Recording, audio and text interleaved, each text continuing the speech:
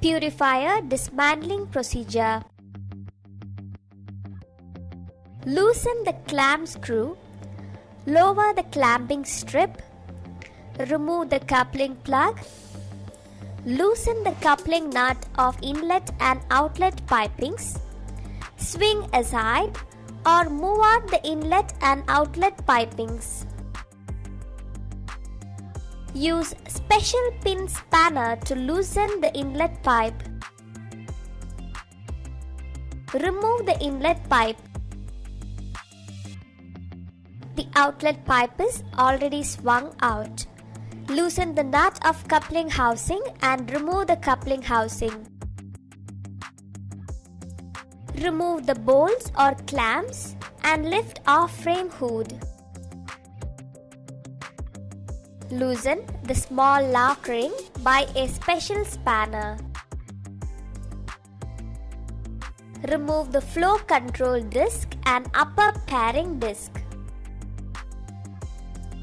Unscrew the large lock ring. Lift out the bowl hood by special lifting tool. Put a piece of wood and force out level ring and oil pairing disc from the top disc. Use special lifting tool to lift out the distributor with the bowl disc. Insert the disc in a suitable cleaning agent. Unscrew the cap nut. Lift the distributor cone using a special tool. Lift out the sliding bowl bottom using a special tool. Unscrew the screws from bowl body. Ease of the bowl body with a special lifting tool. When the bowl body has come loose from bowl spindle taper, turn the central screw of the tool and lift out the bowl body. As the bowl body is heavy, put a strap through the sludge port and turn the bowl body. Loosen the screws of spring support and remove the screws. Remove the spring support and the springs.